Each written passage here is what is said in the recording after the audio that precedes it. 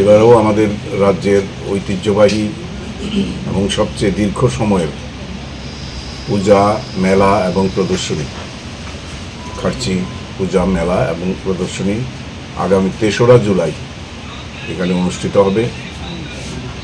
এবং অন্যান্যবারের মতো এবারও আমরা সেই সর্বাত্মক প্রস্তুতি নিচ্ছি। শুরু হয়েছে আমাদের, এর মধ্যে দুটো মিটিং হয়ে গেছে, এখনও আরেকটা সাব কমিটির মিটিং হবে, গতকাল একটা হয়েছে। আর সবাইকে আলাদা আলাদাভাবে দায়িত্ব দেওয়া হয়েছে। এবার সেটার উদ্বোধন হবে টেন্টেটিভলি বেলা 11টা নাগাদ।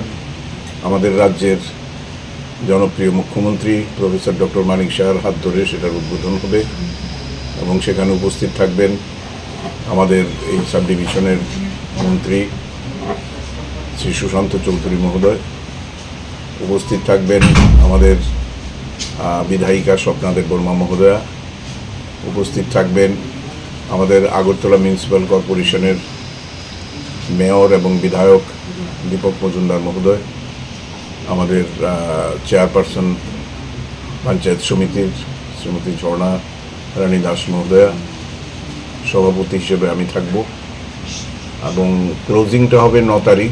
তো আমরা আশা করছি যদি সময় দিতে পারেন তাহলে প্রাক্তন মুখ্যমন্ত্রী এবং আমাদের যিনি বর্তমানে লোকসভার সদস্য শ্রী বিপ্লব কুমার দেব মহোদয়, আমাদের আরেকজন রাজ্যসভার সাংসদ শ্রী রাজীব ভট্টাচার্য মহোদয়, তাদেরকে আমরা ক্লোজিংয়ে বলার পরিকল্পনা নিয়েছি। যদি ওরা সময় দিতে পারেন তাহলে ওদের হাত ধরেই মেলার ক্লোজিং হবে। এবারও আপনার 15 তারিখ থেকে ফর্ম বিক্রি শুরু হবে। গতবার যে রেট ছিল 100 টাকা করে, এবারও তাই আমরা রেখেছি।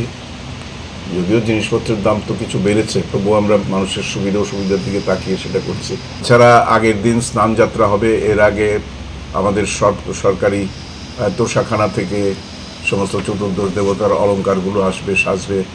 এছাড়া পুলিশ ব্যান্ড দিয়ে তাদেরকে গার্ড অফ অনার দিয়ে সমস্ত মূর্তিকে নিয়ে যাওয়া হবে স্নানঘাটে। সেখান থেকে স্নান সেরে এসে দেবতারা বাইরের মন্দিরে অধিষ্ঠিত হবেন এবং সেখানেই 7 দিনব্যাপী পুজো পাঠ হবে।